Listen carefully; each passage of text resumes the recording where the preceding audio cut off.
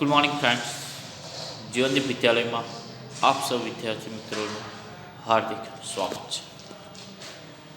ધોરણ 10 અંગ્રેજી વિષયમાં આજે આપણે એક ગ્રામર પોઈન્ટ એટલે કે ગ્રામરના ટોપિક વિશે ભણવા જઈ રહ્યા છીએ, જે અગાઉ આપણને શીખવાડવામાં આવેલો છે, ભણાવવામાં આવ્યો છે. પણ ફરી વખત આવા બીજા કોઈ પોઈન્ટ્સ જોઈએ તો રિવિઝન પણ થાય અને તમે વધારે સારી રીતે લખી પણ શકો. તો વિદ્યાર્થી મિત્રો, આજે આપણે જોઈએ ધોરણ 10માં અંગ્રેજી વિષયમાં grammar point. Complete the sentences. Complete એટલે કે પૂરા કરવાના છે. ધ સેન્ટન્સીસ એટલે કે વાક્યો. યુઝિંગ એટલે કે ઉપયોગ કરીને. The function. ફંક્શન એટલે કે ક્લ્યુ આપવામાં આવે છે. વાક્યો જે છે પૂરા કરવાના છે, એમાં ફંક્શન એટલે કે શબ્દોનો ઉપયોગ કરવાનો છે. કયા શબ્દોનો? Given in the brackets. Given એટલે કે આપવામાં આવ્યા છે. In the bracket. બ્રેકેટ્સ એટલે કે કૌંસમાં જે આપવામાં આવેલા છે વર્ડ્સ, એ શબ્દોનો ઉપયોગ કરીને કે પ્રમાણે તમારે વાક્યો બનાવવાના છે. તો લાસ્ટ ટાઈમ પણ આપણે જોયેલું છે, તો ફરી એક વખત જોઈએ. વાક્યો જોવા જઈ રહ્યા છે. પહેલું સેન્ટન્સ છે the sport day. Sport day એટલે કે રમતગમતનો ડે એટલે કે દિવસ દરેક સ્કૂલમાં ઉજવાતો જ હોય છે દર વર્ષે. તો આ ડે વિશે તમારે ડિસ્ક્રાઇબિંગ એક્શન. ડિસ્ક્રાઇબ એટલે કે દર્શાવવાનું છે, એક્શન એટલે કે ક્રિયા. જે બ્લેક અક્ષરે તેમાં લખેલું છે એ જવાબ તમારે લખવાનો છે. ડાર્ક બ્લેક જે છે, ઘાટા અક્ષરે જે છે એ જવાબ છે. એટલે ધેટ મીન્સ એ પ્રમાણે તમારે એક્શન એવી બતાવવાની છે અને વાક્યને શું કરવાનું છે? પૂરું કરવાનું છે. તો ધ સ્પોટ ડે એટલે કે પરીક્ષામાં તમને આટલું જ આપવામાં આવ્યું હશે, ધ સ્પોટ ડે, અને ત્યાર પછી એવું આપવામાં આવ્યું છે કે ડિસ્ક્રાઇબિંગ એક્શન એટલે કે ક્રિયા બતાવવાના છે. તો ધ સ્પોટ ડે આપણે પૂરું કરીએ વાક્યને. Is always. ઓલવેઝ એટલે કે હંમેશા. સેલિબ્રેટેડ એટલે કે ઉજવણી કરવામાં આવે છે. In our school. ઇન એટલે કે અવર એટલે કે અમારી સ્કૂલ. સ્કૂલ એટલે કે અમારી શાળામાં. ઓલવેઝ એટલે કે હંમેશા. સેલિબ્રેશન એટલે કે ઉજવણી કરવામાં આવે છે સ્પોર્ટ ડે એટલે કે રમતગમત દિવસની. તો આ શું બતાવ્યું કહેવાય? Describing action. ડિસ્ક્રાઇબ એટલે કે દર્શાવવું, એક્શન એટલે કે ક્રિયા. ફરી વખત જોઈએ. The sport day is always celebrated in our school. તો આ શું બતાવ્યું છે? Describing action. બીજું વાક્ય છે ધ પ્રિન્સિપાલ એટલે કે શાળાના આચાર્ય. ખાલી જગ્યા આપી હશે. વાક્ય કઈ રીતે પૂરું કરવું છે? Describing action. એક્શન એટલે કે ક્રિયા. ડિસ્ક્રાઇબ એટલે કે દર્શાવવાની છે. તો ધ પ્રિન્સિપાલ શું એક્શન ક્રિયા કરે છે? નેવર એટલે કે ક્યારેય પણ. સ્કોલ્ડ એટલે કે ઝઘડવું, વળવું.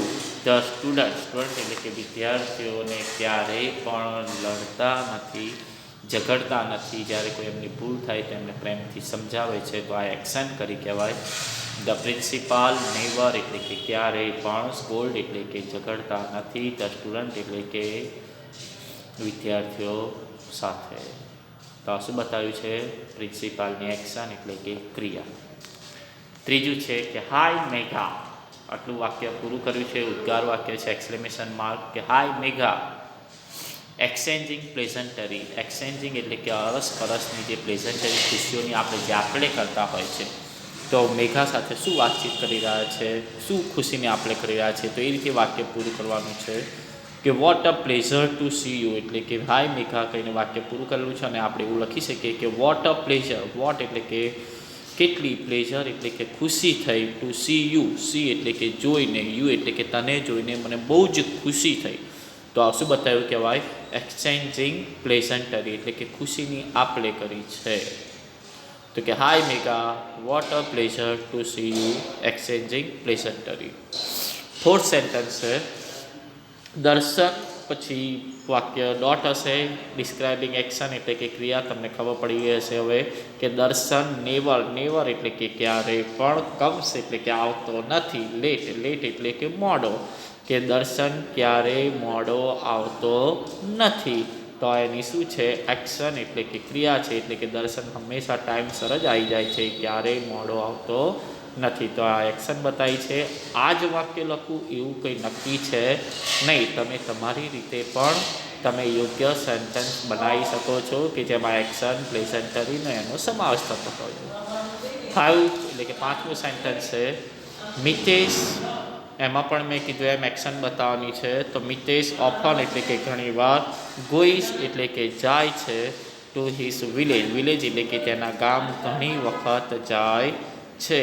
તો આ ડિસ્ક્રાઇબિંગ એક્શન એટલે કે ક્રિયા છે કે મિતેશ ઘણી વખત તેના ગામ જાય છે, એના ગામડે જાય છે. તો આ એક્શન એટલે કે ક્રિયા બતાવી છે. છઠ્ઠું સેન્ટેન્સ છે સંજના કમ્સ, કે સંજના નામની જે છોકરી છે, કમ્સ એટલે કે આવે છે, ડોટ આપ્યો છે અને એમાં સ્પેસિફાઈંગ ટાઈમ, સ્પેસિફાઈંગ એટલે કે દર્શાવવાનો છે, ટાઈમ એટલે કે સમય, કે સંજના કમ્સ એટલે અહીંયા આગળ વાક્ય કઈ રીતે પૂરું કરવાનું છે, સમય બતાવવાનો છે.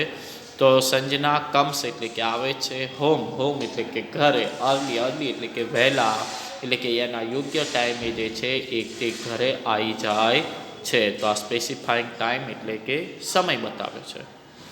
સાતમું છે વી go to the temple in the main market, specifying location, location એટલે કે જગ્યા બતાવવાની છે, કોઈ સ્થળનું નામ બતાવવાનું છે, સ્થળ વિશે સમજાવવાનું છે. તો વી ગો ટુ ધ, વી એટલે કે અમે લોકો, ગો એટલે કે જઈએ છીએ, ટુ ધ ટેમ્પલ, ટેમ્પલ એટલે કે મંદિરે, in the main market, main એટલે કે મુખ્ય, માર્કેટ એટલે કે બજાર છે, જગ્યા છે, સ્થળ છે, ત્યાં આગળ અમે મંદિરે જઈએ છીએ. તો આ શું બતાવ્યું કહેવાય, લોકેશન એટલે કે જગ્યા બતાવે છે. આઠમું અને છેલ્લું સેન્ટેન્સ છે અંજલિ, પછી બ્લેન્ક આપી હશે, ડિસ્ક્રાઇબિંગ એક્શન, ક્રિયા બતાવવાની છે કે અંજલિ લાઇક્સ, લાઇક્સ એટલે કે ગમે છે, ટુ વોચ, વોચ એટલે કે જોવાની, હિન્દી મૂવી, હિન્દી એટલે કે હિન્દી પિક્ચર, મૂવી એટલે કે પિક્ચર જોવાના અંજલિને ખૂબ જ ગમે છે. તો આ એની શું બતાવી છે, એક્શન એટલે કે ક્રિયા. તો આવા પ્રકારના વાક્યો આપણે જોયા. ફરી એક વખત આપણે એને રીડ કરીએ છીએ વિદ્યાર્થી મિત્રો. Complete the sentences using the function given in the brackets. પહેલું છે the sport day is always celebrated in our school, describing action. બીજું the principal never scold the student, describing action એટલે કે ક્રિયા છે. ત્રીજું sentence hi Megha, what a pleasure to see you. તો બ્રેકેટમાં છે એક્સચેન્જિંગ પ્લેઝન્ટરીઝ. ચોથું Darshan never comes late, describing action છે, ક્રિયા છે. પાંચમું Mitesh often goes to his village, describing action એટલે કે ક્રિયા છે. છઠ્ઠું sentence Sanjana comes home early, specifying time એટલે કે યોગ્ય ટાઈમ એટલે કે સમય દર્શાવ્યો છે. સાતમું we go to the temple in the main market, specifying location એટલે કે જગ્યા છે.